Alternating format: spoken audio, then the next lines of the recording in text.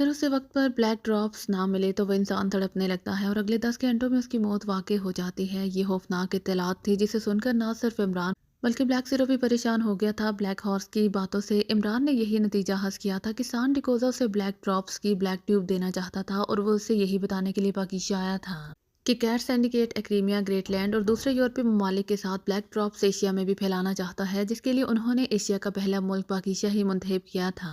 अब आप क्या कहते हैं इमरान साहब? ब्लैक जीरो ने इमरान को गौर से देखते हुए कहा, जो किसी गहरी सोच में खोया हुआ नजर आ रहा था। मैंने क्या कहना है, मुझे तो इस कैट सिंडिकेट पर गुस्सा आ रहा है जो सिर्फ दौलत के हसूल के लिए इंसानियत को तबाह करने के लिए मकरू और गिनावना धंधा कर रहा है। इससे हजारों लाखों इंसान तबाह हो जाएंगे। मैं तो इस बात पर हैरान हूँ कि क्रीमिया ग्रेटलैंड और यूरोपीय ममालिक जैसे सुपर पावर्स ने अब तक कैट सिंडिकेट को इस कदर खुली छूट कैसे दे रखी है, जो हर तरफ वो मौत का सामान करता चला आ रहा है।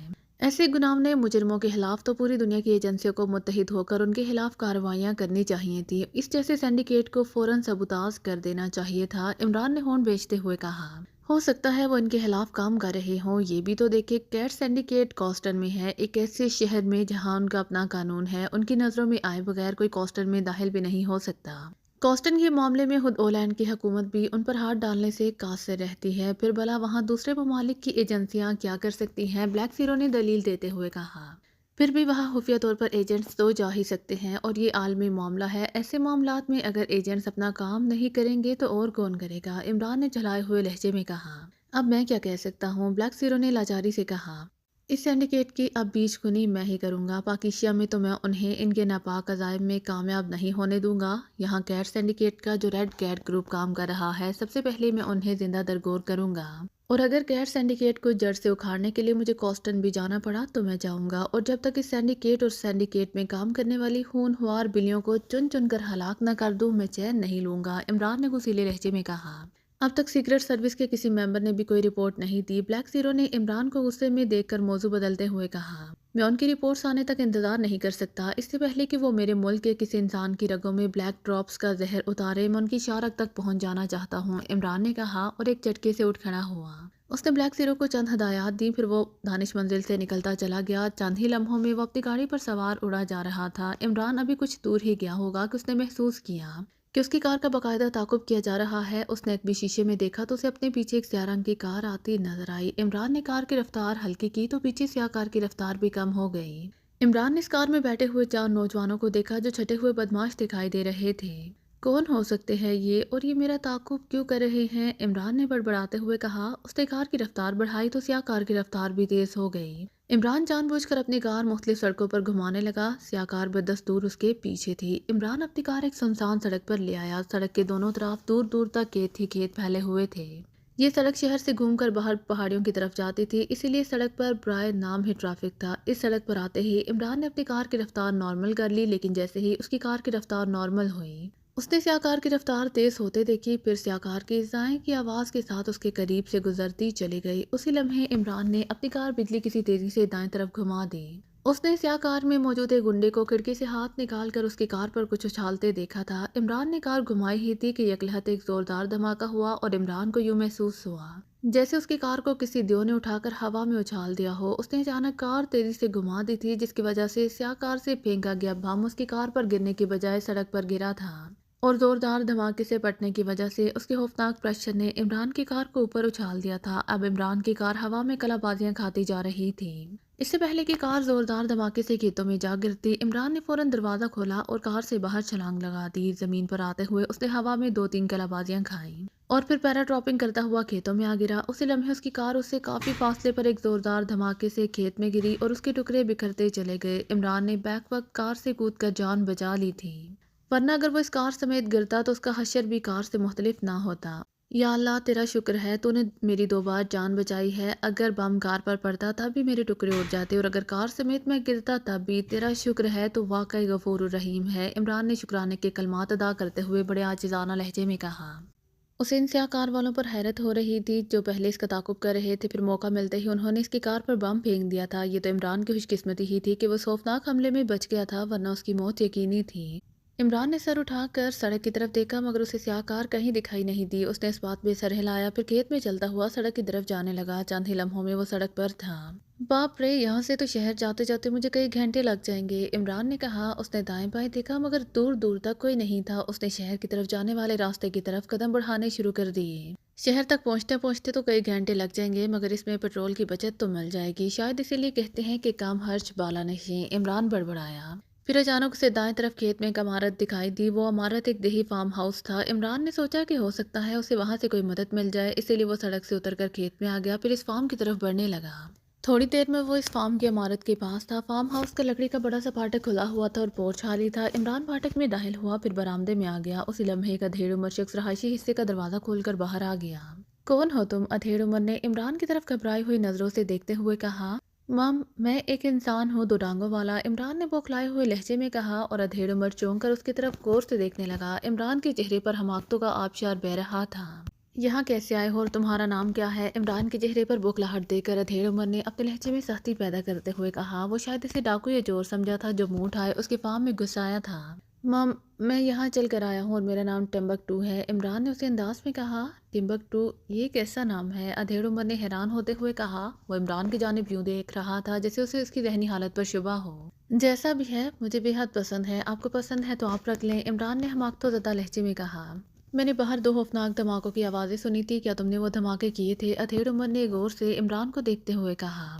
ध धमाके? ये आप क्या कह रहे हैं जनाब? मैं भला आपको धमाके करने वाला इंसान लगता हूँ? ज़रा गौर से मेरी सूरत देखें, इमरान ने कहा। तो उसकी बात सुनकर अधेड़ उमर के होंठों पर बेइख्तियार मुस्कुराहट उभर आई, जैसे वो इमरान की टाइप को समझ गया हो।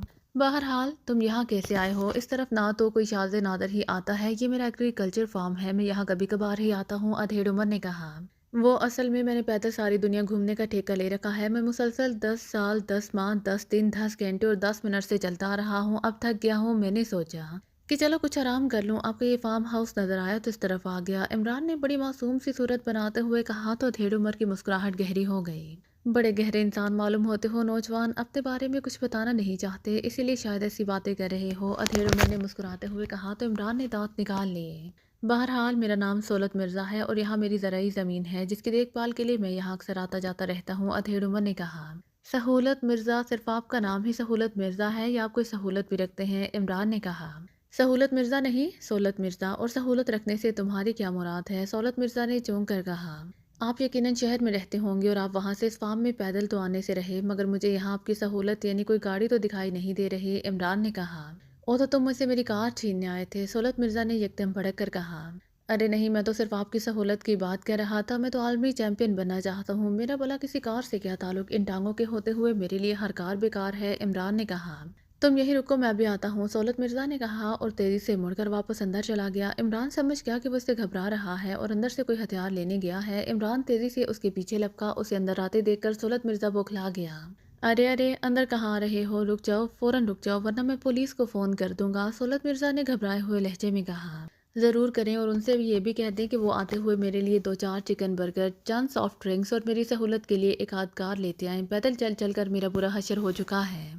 अब मैं किसी नई नवेली कार में बैठकर दुनिया का बाकी चक्कर पूरा करूंगा, इमरान ने बड़े इत्मीनान से आगे बढ़कर कमरे में पड़े एक सोफे पर बैठते हुए कहा। यहाँ क्यों बैठ रहे हो? उठो, फ़ौरन उठो यहाँ से वरना मैं तुम्हें गोली मार दूंगा, सहूलत मिर्ज़ा ने इसे सोफे पर बैठते देखकर चीखते हुए कहा। कौन सी गोली, खट्टी या मीठी? इमरान ने अपने मखसूस लहजे में कहा और सहूलत मिर्ज़ा उसे घूर कर रह गया। अचानक बाहर से दौड़ते हुए कदमों की आवाज़ें सुनाई दी तो इमरान और सहूलत मिर्ज़ा दोनों ही चौंक पड़े। इमरान फ़ौरन उठ खड़ा हुआ। उसने छलांग लगाई और एक सोफे के पीछे आकर छुप गया। उसी लम्हे दरवाजे से 4 गुंडे हाथों में मशीन गने लिए अंदर आ गए। सहूलत मिर्ज़ा आंखें फाड़ फाड़ कर उनकी तरफ देख रहा था। कक कक, क्या मतलब? कौन हो तुम? सहूलत मिर्ज़ा ने हकलाते हुए कहा। एक गुंडा आगे बढ़ा, उसने मशीन गन की नाल सहूलत मिर्ज़ा के सीने से लगा दी। वो नौजवान कहाँ है? इस गुंडे ने घबराते हुए सहूलत मिर्ज़ा से पूछा। कक, कौन कौन नौजवान? सहूलत मिर्ज़ा ने लड़खड़ाती हुई आवाज़ में कहा। दूसरे लम्हे एक कमरा चटाख की ज़ोरदार आवाज़ से गूंज उठा। गुंडे ने सहूलत मिर्ज़ा के मुंह पर ज़ोरदार थप्पड़ मार दिया था। सहूलत मिर्ज़ा के मुंह से तेज़ चीख निकली और वो उलट कर गिर पड़ा। जल्दी बताओ कहाँ है वो नौजवान वरना मैं तुम्हारा जिस्म गोलियों से छलनी कर दूंगा, गुंडे ने सहूलत मिर्ज़ा के पहलू में टांग मारते हुए खौफनाक लहजे में कहा। वो वो सोफे के पीछे है, सहूलत मिर्ज़ा ने बुरी तरह से चीखते हुए कहा। तो इमरान एक तवील सांस लेकर रह गया। अच्छा, तो तुम सोफे के पीछे छुपे हुए हो, जल्दी बाहर आओ वरना, गुंडे ने कराते हुए कहा। तो इमरान मुंह बिगाड़ता हुआ उठ खड़ा हुआ। فائر! عمران جیسے ہی صوفے کے پیچھے کھڑا ہوا، گنڈے نے چیخ کر اپنے ساتھیوں سے کہا۔ عمران نے فائر کی آواز سنتے ہی دائیں طرف چھلانگ لگا دی۔ اسی لمحے کمرہ مشین گنوں کی ترتراہٹ سے گونج اٹھا۔ گولیاں صوفے کو پھاڑتے ہوئے نکل گئیں۔ مشین گن بردار فائرنگ کرتے ہوئے آگے بڑھے ہی تھے کہ عمران نے دائیں طرف پڑا ہوا صوفہ اٹھایا اور پوری قوت سے ان مشین گن برداروں پر اچھال دیا۔ صوفہ ان مشین گن برداروں سے ٹکرایا اور وہ چاروں صوفے سمیت نیچے جا گرے۔ عمران نے ایک لمبی چھلانگ لگائی اور ایک مشین گن بردار کے قریب آ گیا۔ اس نے گنڈے کے سر پر ٹھوکر رسید کی اور اس کی مشین گن چھین کر تیزی سے پیچھے ہٹتا چلا گیا۔ صوفہ ہٹا کر گنڈے جیسے ہی اٹھے، اچانک کمرہ ایک بار پھر ترتراہٹ کی آوازوں سے گونج اٹھا اور دو مشین گن برداروں کے حلق سے بے اختیار چیخیں نکل گئی اور وہ زمین پر گر کر بری طرح سے تڑپنے لگے، جبکہ ایک مشین گن بردار اور دوسرا گنڈا جسے عمران نے مشین گن چھینی تھی، فائرنگ ہوتی دیکھ کر برق رفتاری سے دروازے کی طرف لپکے، مگر عمران نے فوراً مشین گن کی نال کا رخ گھمایا اور ایک اور گنڈا چیختا ہوا دروازے پر ڈھیر ہو گیا، جبکہ گنڈا وہاں سے نکل جانے میں کامیاب ہو گیا۔ عمران نے پلٹ کر دیکھا، پھر وہ طویل سانس لے کر رہ گیا۔ سولت مرزا وہاں گرا پڑا تھا اور اس کے جسم پر گولیوں کے بے شمار نشانات تھے۔ وہ اچانک ہونے والی فائرنگ کی زد میں آ کر ہلاک ہو گیا تھا۔ عمران مشین گن لیے ہوئے دروازے کی طرف بڑھا اور پھر باہر کی سنگن لینے لگا، مگر باہر سے اسے کوئی آواز سنائی نہ دی۔ شاید مشین گن بردار اپنے باقی ساتھیوں کو ہلاک ہوتے دیکھ کر وہاں سے بھاگ گیا تھا۔ عمران احتیاط سے باہر نکلا اور پھر جھکے انداز میں بھاگتا ہوا برآمدے میں آ گیا۔ اس نے ادھر ادھر دیکھا، مگر وہاں کوئی بھی نہیں تھا۔ عمران بجلی کسی تیزی سے پھاٹک کی طرف بڑھا۔ جب وہ پھاٹک کے پاس پہنچا تو اسے دور ایک سیاہ کار جاتی دکھائی دی۔ شاید حملہ آور اکیلا رہ جانے کی وجہ سے وہاں سے بھاگ گیا تھا۔ عمران نے ایک طویل سانس لی اور عمارت سے نکل کر اس نے اس عمارت کے گرد چکر لگایا، لیکن اب وہاں مکمل خاموشی تھی۔ پھر عمران دوبارہ اندر آ گیا۔ اس نے رہائش گاہ کا جائزہ لیا۔ وہاں ضرورت کا تقریباً تمام سامان ہی موجود تھا اور یہ غنیمت تھا کہ سولت مرزا وہاں اکیلا ہی تھا۔ اس کا کوئی ساتھی یا اس کا خاندان وہاں نہیں تھا، ورنہ وہ بیچارے یقیناً سولت مرزا کی طرح ان گنڈوں کی گولیوں کا شکار ہو جاتے۔ عمران حیران تھا کہ آخر یہ سب کیا ہو رہا ہے۔ یکے بعد دیگرے اس پر حملے کیے جا رہے تھے اور حملہ آور بھی گنڈے تھے جنہوں نے پہلے اس کی کار پر دستی بم پھینکا تھا۔ پھر یہاں اچانک وہ مشین گنیں لے کر آ دھمکے تھے۔ ان کا انداز ایسا ہی تھا جیسے وہ عمران کو ہر قیمت پر ہلاک کرنا چاہتے ہوں۔ عمران کو ایک کمرے میں ٹیلی فون دکھائی دیا۔ وہ تیزی سے اس کی طرف لپکا۔ اس نے ریسیور اٹھا کر کان سے لگایا اور رانا ہاؤس کے نمبر پریس کرنے لگا۔ مادام ریڈ نے فوری طور پر پاکیزہ کے نامی گرامی بدماشوں کو ہائر کر لیا تھا۔ ان بدماشوں کا تعلق ماسٹر گروپ سے تھا۔ ماسٹر گروپ کا سربراہ ماسٹر ڈوشیر تھا، جو دارالحکومت میں ایک گرین کلب کا مالک تھا۔ ماسٹر ڈوشیر عام طور پر جرائم پیشہ افراد کا بے تاج بادشاہ سمجھا جاتا تھا، جو خفیہ طور پر منشیات، اسلحہ اسمگلنگ کے ساتھ ساتھ قتل و غارت میں بھی بے پناہ پیشہ ورانہ صلاحیت رکھتا تھا۔ اس کے پیشہ ور قاتل بدماش اس صفائی سے قتل کرتے تھے کہ اپنے پیچھے کوئی ایسا نشان نہیں چھوڑتے تھے جو بعد میں ان کے لیے مشکلات پیدا کر سکے۔ ماسٹر گروپ کے بارے میں مادام ریڈ کوسٹن سے مادام بلیو نے ہی ٹپ دی تھی۔ اس کے کہنے کے مطابق اس کی ماسٹر ڈوشیر سے بات ہو چکی تھی اور وہ ہر حال میں مادام ریڈ کے ساتھ تعاون کرنے کے لیے تیار ہو گیا تھا۔ مادام ریڈ فوری طور پر جا کر ماسٹر ڈوشیر سے ملی تھی۔ اس نے ماسٹر ڈوشیر سے عمران کی ہلاکت کا کانٹریکٹ سائن کر لیا تھا۔ ماسٹر ڈوشیر نے مادام ریڈ کو یقین دلایا تھا کہ یہ کام اس کے ساتھیوں کے لیے بے حد معمولی ہے۔ اس کے حکم پر اس کے ساتھی عمران پر موت بند کر جھپٹ پڑیں گے اور بہت جلد اسے عمران کی ہلاکت کی خوشخبری مل جائے گی۔ مادام ریڈ نے ماسٹر ڈوشیر سے ابھی بلیک ڈراپس کے سلسلے میں کوئی بات نہیں کی تھی۔ وہ پہلے سے آزمانا چاہتی تھی۔ اگر ماسٹر ڈوشیر کا گروپ عمران کو ہلاک کرنے میں کامیاب ہو جاتا تو وہ اس پر پوری طرح سے بھروسہ کر سکتی تھی۔ پھر وہ اس کی مدد سے اسٹار ڈرنک فیکٹری پر بھی قبضہ کر لیتی۔ اس کے بعد وہ وہی کرتی جو اس نے کرنا تھا۔ اس وقت مادام ریڈ اپنے عارضی ہیڈ کوارٹر کے کمرے میں بڑی بے چینی سے ادھر ادھر ٹہل رہی تھی۔ اسے ماسٹر ڈوشیر سے ملے 6 گھنٹے ہو چکے تھے اور ماسٹر ڈوشیر نے اسے وعدہ کیا تھا کہ وہ اگلے چند ہی گھنٹوں میں عمران کی ہلاکت کی خوشخبری سنا دے گا، لیکن ابھی تک ماسٹر ڈوشیر کی کوئی کال نہیں آئی تھی۔ مادام ریڈ کے گروپ میں 10 ریڈ کیٹس تھیں، مگر وہ ان کیٹس کو صرف اپنے مین مشن کے لیے استعمال کرنا چاہتی تھی۔ اسی لیے اس نے عمران کی ہلاکت کے لیے ماسٹر گروپ کو ہائر کیا تھا۔ مادام ریڈ کو بھی تھوڑی دیر پہلے اس کی 2 کیٹس نے رپورٹ دیتے ہوئے بتایا تھا کہ وہ ایک ریسٹورنٹ میں شراب پینے گئی تھیں۔ وہاں 2 لڑکیوں نے انہیں ریڈ کیٹس کے طور پر پہچان لیا تھا۔ پھر ان میں سے ایک لڑکی نے ان پر اچانک حملہ کر دیا تھا۔ کیٹس نے اس لڑکی کا بھرپور مقابلہ کیا اور اسے خنجر مار کر وہاں سے نکل گئیں۔ جب وہ باہر نکلی تو ان کا ایک دوسری لڑکی نے تعاقب کرنا شروع کر دیا تھا، جسے انہوں نے ایک سنسان مقام پر گھیر کر بے ہوش کر دیا تھا اور اسے اٹھا کر لے آئی تھی، جسے مادام ریڈ کے حکم پر فی الحال قید کر دیا گیا تھا۔ مادام ریڈ اس بات پر حیران ہو رہی تھی کہ وہ 2 لڑکیاں کون تھیں اور انہوں نے ریڈ کیٹس کو کیسے پہچان لیا تھا۔ ان لڑکیوں نے جس طرح کیٹس پر حملہ کیا تھا، پھر ان کا تعاقب کرنے کی کوشش کی تھی، اس سے ظاہر ہو رہا تھا کہ وہ کوئی عام لڑکیاں نہیں تھیں۔ وہ یقیناً تربیت یافتہ اور منجی ہوئی لڑکیاں تھیں، جن کا تعلق لامحالہ کسی سرکاری ایجنسی یا پھر پاکیزہ سیکریٹ سروس سے ہی ہو سکتا تھا۔ مادام ریڈ کو اس بات کا بھی اندازہ ہو گیا تھا کہ ان لڑکیوں نے ریڈ کیٹس کو یقیناً ان کے لباسوں پر بنے مخصوص نشانوں سے پہچانا ہوگا۔ اسی لیے اس نے تمام ریڈ کیٹس کو ہدایات دے دی تھیں کہ وہ اب ایسے لباس نہیں پہنیں گی جن پر ان کے سینڈیکیٹ گروپ کا مخصوص نشان ہو۔ چنانچہ تمام کیٹس نے مادام کی ہدایت پر عمل کرنا شروع کر دیا تھا۔ مادام ریڈ ہر صورت میں عمران کو ہلاک کرانا چاہتی تھی تاکہ وہ کھل کر کام کر سکے۔ اسے عمران اور پاکیشا سیکرٹ سروس کے بارے میں علم تھا۔ پاکیشا میں وہی دو افراد تھے جو اس کی راہ میں رکاوٹ بن سکتے تھے۔ ان کے علاوہ مادام ریڈ کو پاکیشا کی کسی دوسری ایجنسی سے کوئی خوف نہیں تھا۔ مادام ریڈ نے حتمی طور پر اس بات کا فیصلہ کر لیا تھا کہ وہ عمران اور اس کے ساتھیوں کے ہلاک ہونے کے بعد اپنے مشن کا آغاز کرے گی۔ اسی لیے اسے خاص طور پر عمران کی ہلاکت کی رپورٹ کا بے چینی سے انتظار تھا۔ مادام ریڈ بے چینی اور پریشانی کے عالم میں ادھر ادھر ٹہل رہی تھی کہ اچانک میز پر پڑے ہوئے فون کی گھنٹی بج اٹھی۔ مادام ریڈ فون کی گھنٹی کی آواز سن کر اچھل پڑی۔ وہ بجلی کسی تیزی سے فون کی طرف لپکی اور اس نے فون کا ریسیور اٹھا کر کان سے لگا لیا۔ یس، مادام ریڈ نے ریسیور کان سے لگاتے ہی اپنی مخصوص کراہٹ بھری آواز میں کہا۔ ماسٹر ڈوشر بول رہا ہوں۔ دوسری طرف سے ایک بھاری مردانہ آواز سنائی دی۔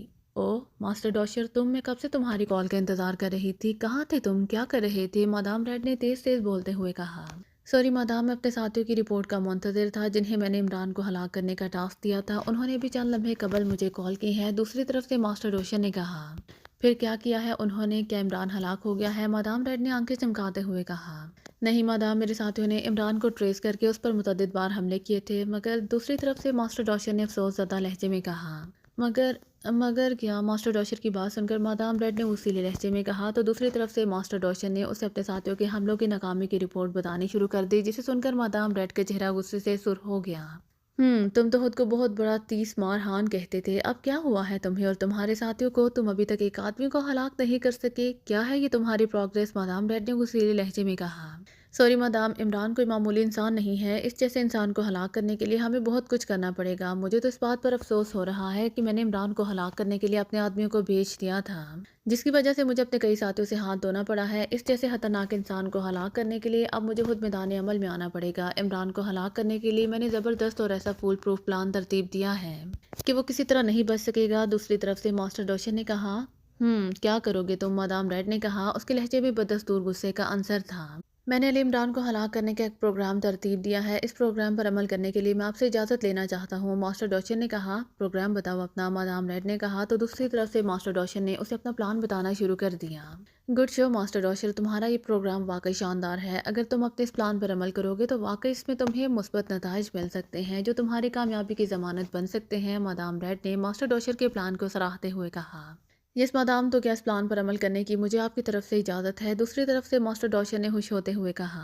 بالکل، تم فوراً اس پلان پر عمل کرو۔ میں نے تم سے پہلے ہی کہہ دیا تھا کہ مجھے ہر حال میں کامیابی چاہیے۔ تم عمران کو ہلاک کرنے کے لیے کیا کرتے ہو کیا نہیں، مجھے اس سے کوئی سروکار نہیں ہے، مادام ریڈ نے کہا۔ اوکے مادام، اب آپ بے فکر رہیں، میری اگلی کال آپ کے لیے مثبت اور فائنل کال ہوگی۔ میں جلد ہی آپ کو وعدہ کرتا ہوں کہ عمران کی ہلاکت کی خوشخبری سناؤں گا، یہ میرا آپ سے وعدہ ہے، ماسٹر ڈوشر نے کہا۔ اب پھر مجھے تمہاری کال کا انتظار کرنا پڑے گا۔ بہرحال جو کرنا ہے جلدی کرو، میرے لیے عمران کا ہلاک ہونا بے حد ضروری ہے۔ سنا تم نے؟ مادام ریڈ نے گھراتے ہوئے کہا۔ یس مادام، میں سمجھ سکتا ہوں، دوسری طرف سے ماسٹر ڈوشر نے کہا۔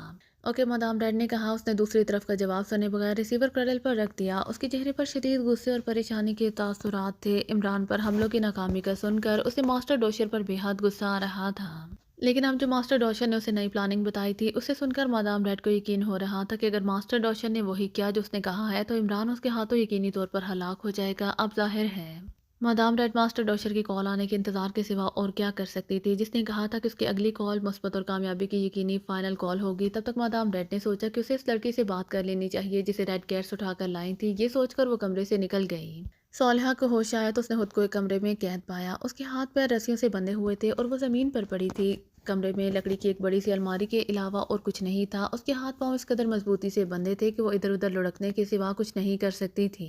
کمرے کا ایک ہی دروازہ تھا جو بند تھا۔ دیوار پر ایک ٹیوب لائٹ روشن تھی۔ صالحہ چند لمحے حالی حالی نظروں سے اس ٹیوب لائٹ کو دیکھتی رہی، پھر جیسے ہی اس کے ذہن سے دھند چھٹی اسے تمام واقعات یاد آ گئے کہ اس کے ساتھ کیا ہوا تھا۔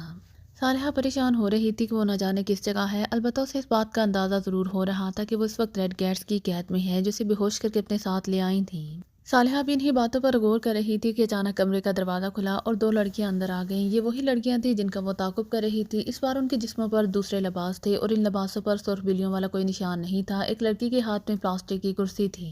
اسے ہوش آ گیا ہے، چلو یہ اچھا ہوا ہے، اسے اٹھا کر دوسری کرسی پر بٹھا دو، ایک لڑکی نے دوسری سے مخاطب ہو کر کہا تو وہ لڑکی آگے بڑھی۔ اس نے پلاسٹک کی کرسی صالحہ کے قریب رکھ دی، پھر اس نے جھک کر صالحہ کو کاندھوں سے پکڑ کر اٹھایا اور اسے کرسی پر بٹھا دیا۔ صالحہ غور سے ان دونوں لڑکیوں کو دیکھ رہی تھی۔ جاؤ مارسی، جا کر مادام کو بلا لاؤ، ایک لڑکی نے دوسری سے مخاطب ہو کر کہا تو دوسری لڑکی جو مارسی تھی اسبات میں سر ہلا کر وہاں سے چلی گئی۔ कौन हो तुम और मुझे यहाँ क्यों बांधा गया है? सालिहा ने लड़की की तरफ गौर से देखते हुए पूछा। मादाम यहाँ आ रही हैं, तुम्हारे सवाल का वही जवाब देंगी, लड़की ने कहा। मादाम कौन मादाम? सालिहा ने जानबूझकर हैरत का इजहार करते हुए कहा। अभी आएंगी तो देख लेना, लड़की ने कहा। तो तुम मुझे कुछ नहीं बताओगी? सालिहा ने कहा। नहीं, लड़की ने कहा। अपना नाम तो बता दो, सालिहा ने कहा। क्यों, मेरा नाम जानकर क्या करोगी तुम? लड़की ने उसे घूर कर कहा। कभी कभार जान पहचान अच्छी होती है, सालिहा ने मुस्कुरा कर कहा। जान पहचान, लड़की ने मुंह बनाकर कहा। उसी लम्हे खूबसूरत लड़की वहां आ गई। उसे वहां देखकर मौजूद लड़की के चेहरे पर मोहब्बानापन के तासुरात नुमाया हो गए। तो ये है वो लड़की जिसके साथी ने तुम पर हमला किया था? आने वाली लड़की ने कहा। यस मादाम, ये हमारा ताकुब कर रही थी, इसीलिए हम इसे उठाकर यहाँ ले आए हैं, लड़की ने मोहब्बाना अंदाज में जवाब देते हुए कहा। देखो लड़की, मैं तुमसे जो पूछूंगी उसका सही सही जवाब देना। अगर तुमने कुछ छुपाने और झूठ बोलने की कोशिश की तो तुम्हारा अंजाम बेहद भयानक होगा। मादाम ने आगे बढ़कर सालिहा को तेज नजरों से घूरते हुए कहा। माम मैं सब कुछ सच बता दूंगी, सालिहा ने जानबूझकर खौफ का इजहार करते हुए कहा। गुड, तुम्हारे हक में यही बेहतर होगा, मादाम ने कहा। ये कौन सी जगह है? मुझे यहाँ इस तरह बांध कर क्यों रखा गया है? सालिहा ने खौफ भरे लहजे में कहा। शट अप, मैं यहाँ तुम्हारे किसी सवाल का जवाब देने नहीं आई। दोबारा सवाल मत करना, वरना मैं तुम्हारे खूबसूरत चेहरे को अपने नाखूनों से नोच कर तुम्हें इस कदर बदशक्ल बना दूंगी कि कोई तुम्हारी शक्ल देखने को रवादात नहीं होगा, मादाम ने गुस्सीले लहजे में कहा। ओ नहीं नहीं, तब तुम जो कहोगी मैं वही करूंगी, सालिहा ने खौफजदा होने की शानदार अदाकारी करते हुए कहा। गुड, अब अपने बारे में बताओ, कौन हो तुम? मादाम ने कहा। मम, मेरा नाम आयशा है, आयशा फ़कीर हुसैन, सालिहा ने खौफ भरे लहजे में कहा। तुम रेड कैट्स के बारे में क्या जानती हो? मादाम ने पूछा। Red cats? क्या मतलब? कौन रेड कैट? सालिहा ने हैरान होकर कहा। ज़्यादा अनजान बनने की कोशिश मत करो लड़की, तुम्हारी साथी ने हमें बाकायदा रेड कैट्स कहा था, दूसरी लड़की ने जिसका नाम रीटा था, सालिहा को तेज नज़रों से घूरते हुए कहा। मेरी साथी ने तुम्हें रेड कैट्स कहा था? क्यों? सालिहा ने और ज़्यादा अनजानपन का मुजाहरा करते हुए कहा। तुमने इनका ताकुब क्यों किया था? मादाम रेड ने गराते हुए कहा। उन्होंने मेरी साथी को हंजर मार दिया था, वो मेरी बेस्ट फ्रेंड थी, उसे हंजर मार कर ये भाग निकली थी। मैं इनसे इंतकाम लेने और उन्हें पुलिस के हवाले करने के लिए उनके पीछे आ गई थी, सालिहा ने बात बनाते हुए कहा। बहुत खूब, उन्होंने तुम्हारी साथी को हंजर मार दिया था और तुम उसे जख्मी हालत में वही छोड़कर उनके पीछे आ गई थी। बेवकूफ़, किसी और को बनाओ। आयशा, मैं तुम्हारे मुंह से सच सुनना चाहती हूँ, बिल्कुल सच, मादाम ने उसीले लहजे में कहा। माम, मैं सच कह रही हूँ मादाम, सालिहा ने कहा। लगता है तुम्हें अपनी ज़िंदगी प्यारी नहीं है रीटा, मादाम ने पहले सालिहा से फिर साथ मौजूद लड़की से मुखातिब होकर कहा। यस मादाम, रीटा ने मुदबाना लहजे में कहा। इस तरह ज़ुबान नहीं खोलेगी, तुम B8 लेकर आओ, फिर देखती हूँ ये कैसे ज़ुबान नहीं खोलती, मादाम ने गराते हुए कहा।